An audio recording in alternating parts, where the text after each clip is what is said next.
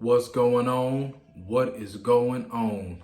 It is your boy Smooth Blaze, and I'd like to welcome back to the Reality Check, Present versus Future Self, episode 15. Now, before we get into the major points for this week, please make sure you like, comment, and subscribe to my channel. Also, hit that notification bell, select all, so you will not miss one video. Now, just to recap of what we discussed a couple weeks ago.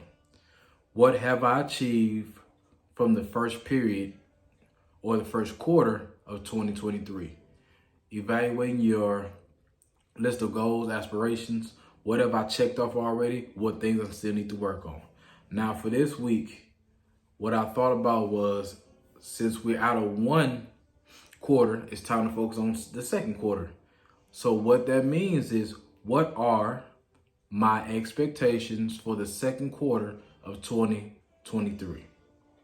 So as I thought about the expectation I have for myself, and as we review over things that we have for our own selves, what came to mind was the importance of progress. Measuring gains, not the gap, meaning that you have to be appreciative of the progress that you made at this point as you transition to the next stage of your life. So what have I learned about myself? First, I understand I already have the tools to succeed, meaning God has already put into me those things I need to be effective and efficient in what way that I need to be. Pressure is only temporary, meaning there are going to be times where it's going to be thunderstorms, it's going to be winds, it's going to be hurricanes. But that pressure during that time is only for a season. Setbacks may come. In life, we on a groove, we on a rotation, everything is good, and all of a sudden something goes down. Your car might happen, or you may lose your job, or you may have an illness. There's things that happen that cause you setback, but that does not mean quit. A last thing will be, remember the future version of yourself, meaning at whatever age you are currently at, think about the guy or the woman that will be evolving 5 years from now. Will he say thank you, or will she say thank you, or will she say, man, I should have done better? So next will be, what habits or what healthy habits have I created? Celebrate the small achievements, meaning as you're going through your transition, celebrate those little things. I don't care if it's making your bed every morning. I don't care if it's accomplishing all the things you intended to accomplish that morning versus doing it that week. Those small things matter because they build on to something greater. Maintaining my healthy routine, meaning not spending so much money throughout the week on food or different items, just on things that I need. Continually to keep certain things out of my diet. Those are healthy routines. Exercising, investing into my mental health. That is positive energy. All right. Valuing my time better, meaning understanding that time is the most expensive thing that we can spend, so we can't waste it. So evaluating what I need to do within my time frame, making sure I hit those check marks as I'm progressing through my life. Separate myself from negativity, meaning that it's so much negative stuff going on nowadays. Sometimes you have to zone it out. With the news, with anything that, or any person around you that always bring you negative energy, move around from them. That's major moves. Restore my outer and inner image, meaning find the love, find the peace, find the joy internally. Make sure it's aligned with what you have forth with God. In addition to that, restore my outward appearance. What that means is that let me improve on how I look with my physique. Let me improve on how I carry myself, how I keep myself. Those are some very essential things. And the last thing, as far as healthy habits, stay in line with the blueprint, meaning always review the set goals that you have for yourself in order to navigate to that next space. That's very, very major. Think about time management. As we review on time management, learning how to maximize my time. Not only that, maximize meaning Whatever time frame or time constraint that I have, let's do the most we can that within that day, within an hour, within that second to ensure that we get these results that we want. Creating space for peace, joy, and creativity. As your creative juices flow, you start opening doors to different areas, right? So we have to remember to keep ourselves in a space of peace and a space of joy. Joy is essential because no matter what storms come around you, as long as you have the inner joy, won't nothing affect you. So being able to make time for yourself, just to enjoy your life, enjoy time, that's important. So everything ain't got to be about money. Everything ain't got to be about work. Next will be dealing with relationships. The questions you have to ask yourself is one, does my circle push me to become the best version of myself? Meaning, if I got people in my circle that's weak, if I got people in my circle that's okay with me hitting the bare minimum, not getting to those goals, I need to move them out.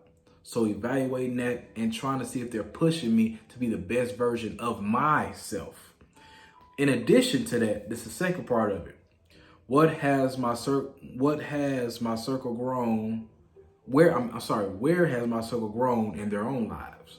When I say this, as you are being pushed to be better, as you continue to push them to be better, where have they improved in their lives?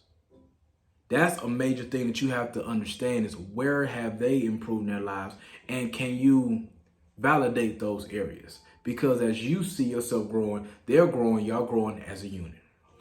Another thing will be financial management. Let's talk about the money. How can I be a better steward of my finances? Meaning, what am I doing wrong?